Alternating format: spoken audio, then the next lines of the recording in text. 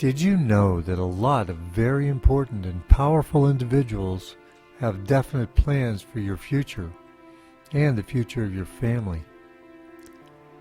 These people comprise organizations like the United Nations, the Club of Rome, the Bilderberg Group, the World Health Organization, and thousands of NGOs of which you've never heard and likely never will.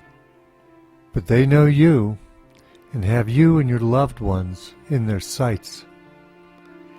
These plans they have for you go under many names, but are generally referred to as Agenda 21, Sustainable Development, and more recently, Agenda 2030.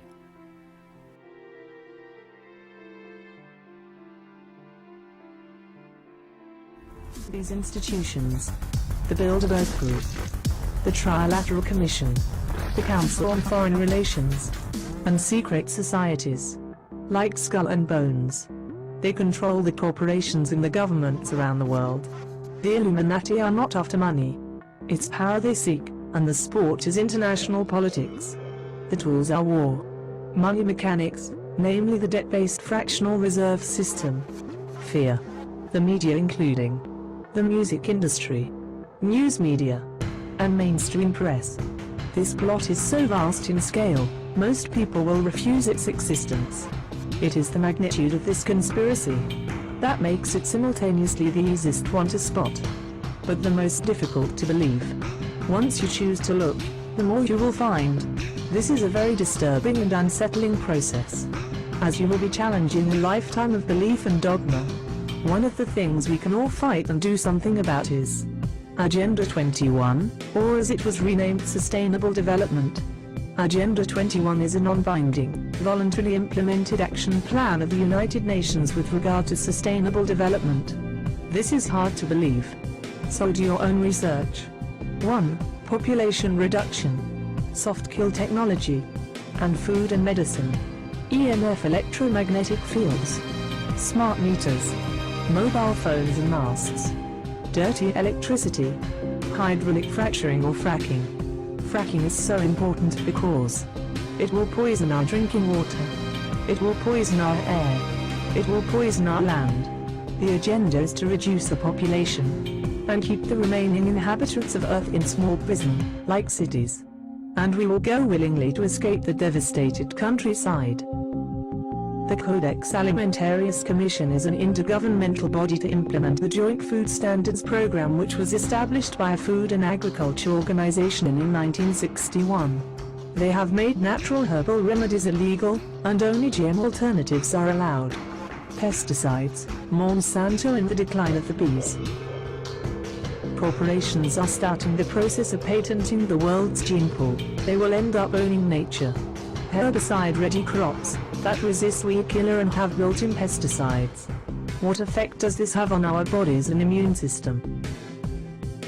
Fluoride is a poisonous waste product of aluminium smelting, and it's deliberately put into our drinking water and toothpaste, all in the name of healthy teeth. Aspartame, the sugar alternative, rots holes in rats' brains. The smart grid is being sold to us as a means to use the world's resources in a more sustainable way. But this is a conspiracy at work again. They, the Illuminati, are using the love we have for our home against us. But we need to understand there is another agenda, and that is to first depopulate and then dominate. The tools are microchips. Companies worldwide have registered trillions of IP addresses, which is strange as there are only 7 billion people on Earth. Every product, pet and human being will have its own unique IP address.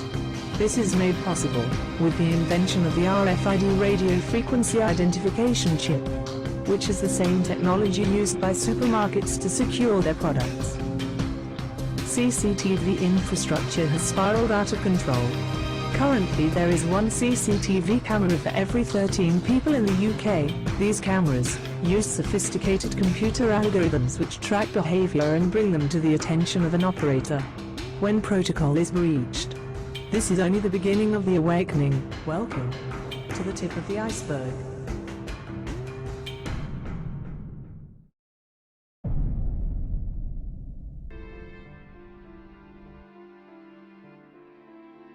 This diabolical plan was switched into high gear as of last September when the Pope met with the UN General Assembly to officially kick off the boots on the ground part of Agenda 21, or now Agenda 2030. This move combined the one world religion with the global governance New World Order, both designed to enslave the world population. But in order for this plan to work as smoothly and as effectively as possible, the general population must be seduced by a collection of the following 6 lies.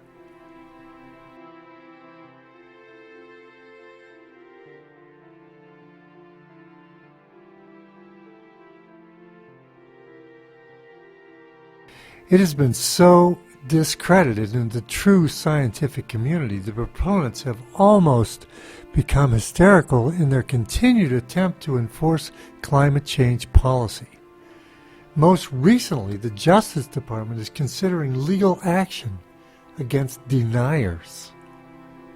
Why don't they stop even to question if their science is sound? They instead use great energy to attack any scientist who dares ask questions or finds data contrary to the official line. Why is it so vitally important that they continue to promote something that clearly is, to say the least, questionable? It's because of Agenda 21 policy is built on the premise that man is destroying the earth. Climate change is their proof.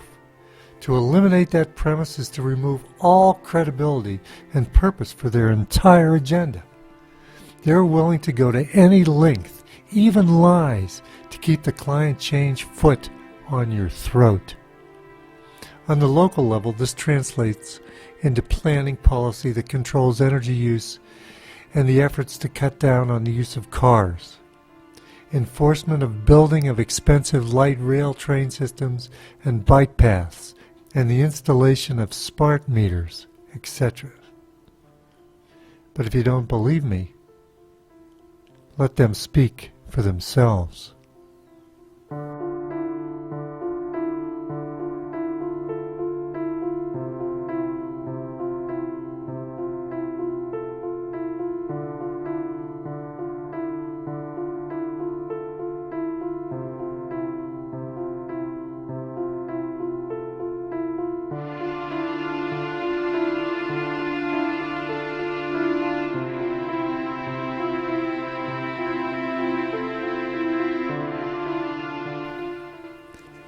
This is the central driving force behind every sustainable policy initiative.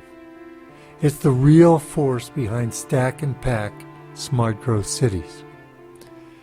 The fact is, in developed nations, populations are actually going down. The only real growth in the U.S. population in recent years has been from immigration, legal or otherwise. Open border immigration policy is actually implementation of Agenda 21 as part of the drive to destroy national sovereignty and nation states. Environmentalists insist that the borders must be open to allow as many to immigrate here as possible. They argue that the U.S. has a greater ability to control them and protect the environment than if we left them behind in the third world countries. That's because the Greens already have a stranglehold over our nation's industry through massive environmental regulations. In the face of the fear of overpopulation, however, studies have shown that there is no worldwide overpopulation crisis. In fact, one study insists that we could put the entire population of the world in an area the size of Texas, with a population density of Paris, France. Overpopulation and its accompanying environmental degradation is a problem primarily in countries where the poor are deprived by government to improve their conditions. Nations that refuse to legalize private property ownership for the masses, for example, are a primary reason for growing poverty. Meanwhile, sustainabilists work to keep these nations from developing or increasing energy use. by keeping them poor. Green regulations stop the building of infrastructure. They panic at the idea of increased energy use in developing nations. Instead of working to solve the real problems, the root of poverty, they exploit the excuse of overpopulation and advocate enforcing policies to drastically reduce population. China's brutal one-child policy of forced abortions and sterilization has become their model. Do you think I'm joking? Then consider these quotes from the sustainabilists.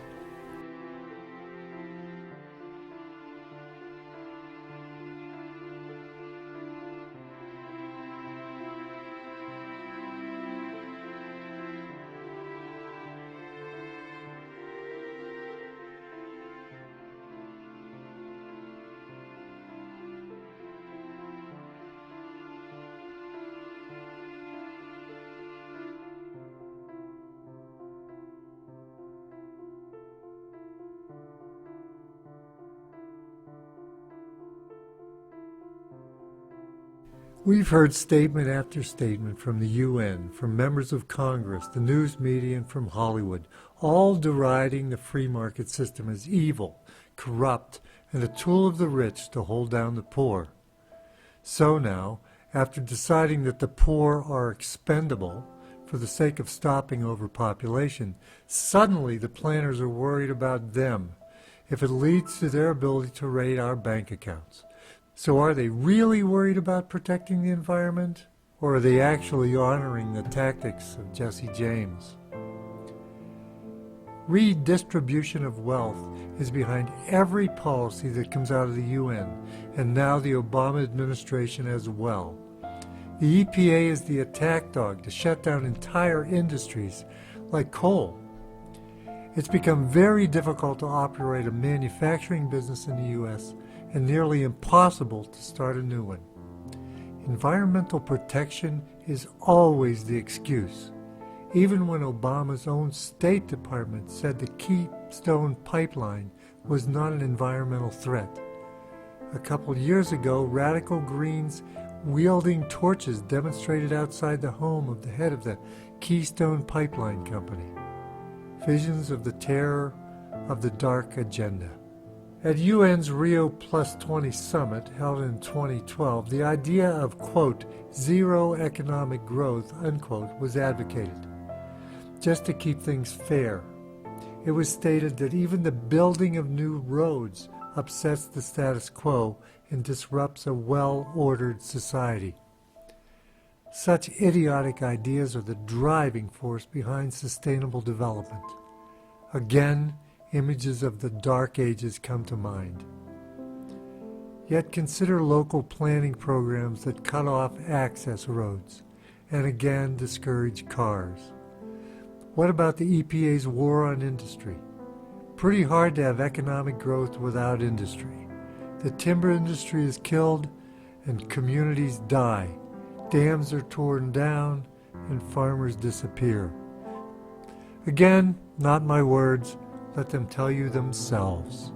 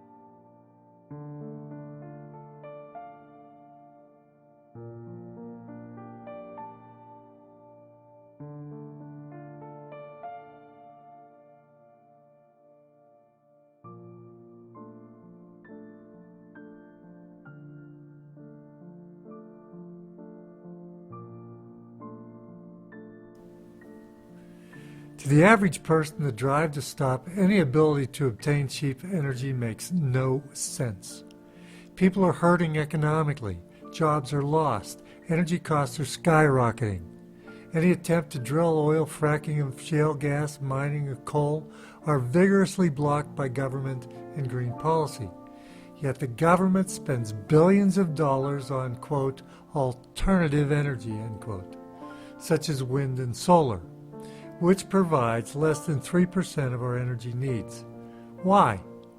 What's the motivation to put such shackles on the U.S. economic engine? The excuse is that energy use drives up CO2 emissions and accelerates global warming. The excuse necessary to, quote, harmonize the U.S. to the socialist, sustainable global noose. Many current state and local policies now are moving to increase taxes at the gas pump to keep energy costs high. In addition, Obama just issued an executive order to ban any offshore drilling of oil. So, just as the consumer started to get a break at the pump, higher taxes and Obama's action will force prices back up. As the prices rise, the, quote, planners will insist that the only solution is to enforce the building of expensive public transportation. But according to some anti-energy advocates, the fear of cheap energy goes beyond environmental protection. Energy availability helps build wealth for individuals and removes them from the roles of the dependent. This is the opposite goal of sustainable policy.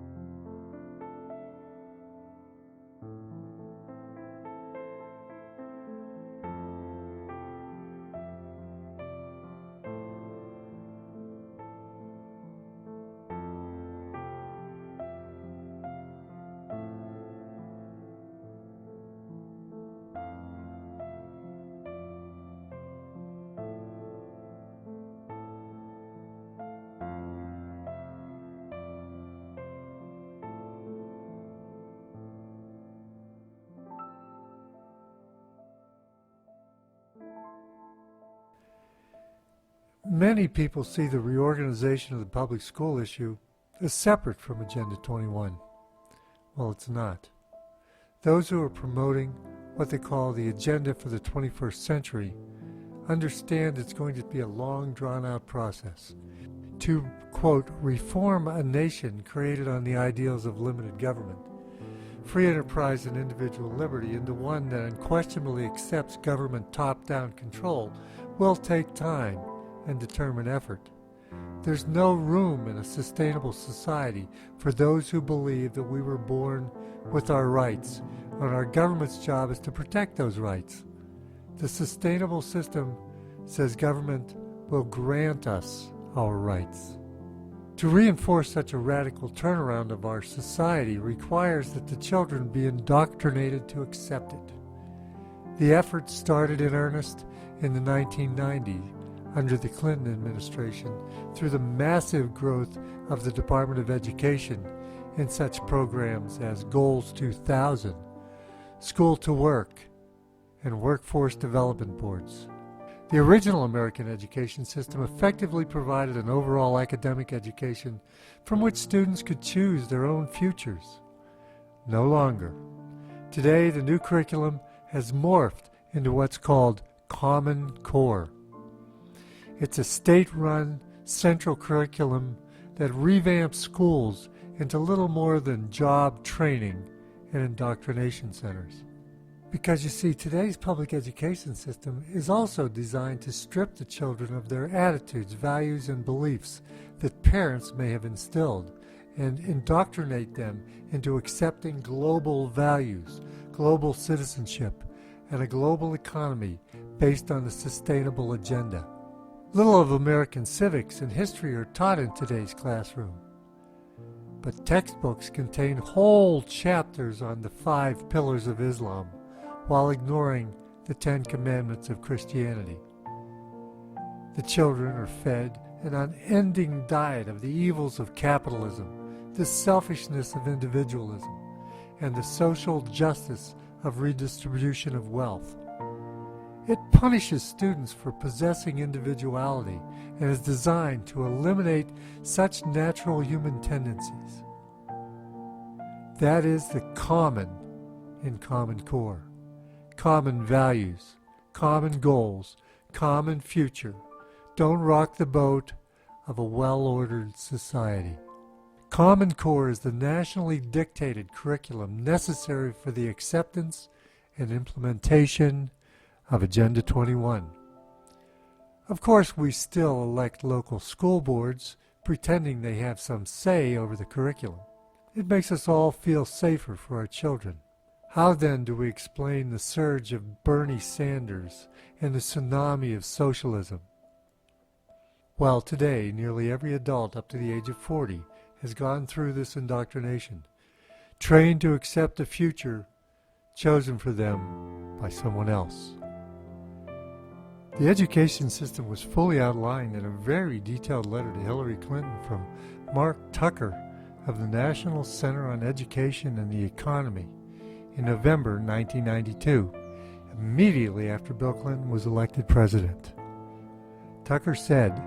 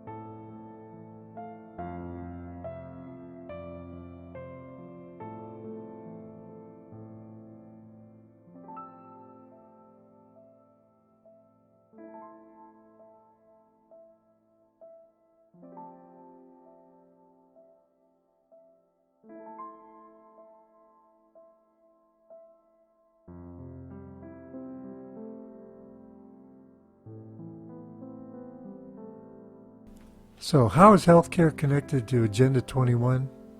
Well, simply Google, quote, sustainable medicine, and you'll find more than 5,850,000 English language references to the subject. Read through the ideas expressed there, and you will find nearly every provision of Obamacare.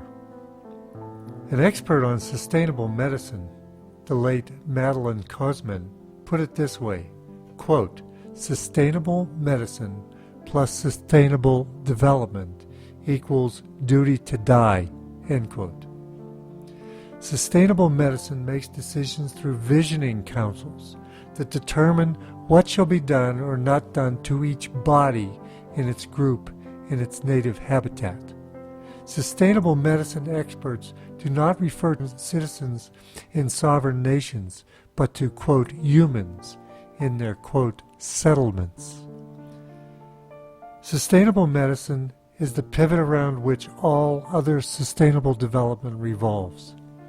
Principle number 1 of the Rio Declaration that introduced Agenda 21 is that all humans must live in harmony with nature.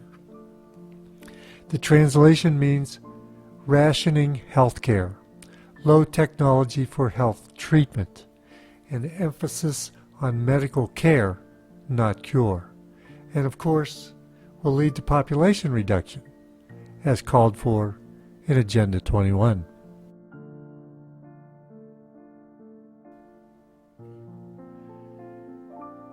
Well, these are the deceptions that are not usually discussed or connected to Agenda 21, yet they're being implemented step by step by local planners in policies that are approved by befuddled elected representatives.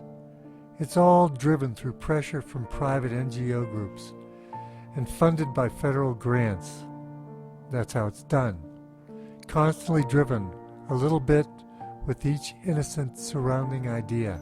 Then, without warning, Frankenstein arises from behind the smokescreen. Americans must understand and connect these dots to everyday issues so they can clearly see the root and long-term goals of these policies that are affecting our personal lives. Elected representatives at every level of government must come to understand that legislative actions have consequences far beyond their understanding. Agenda 21 is the common core, and it has already invaded every level of our society. Our battle cry must be to stop this monster or watch freedom perish.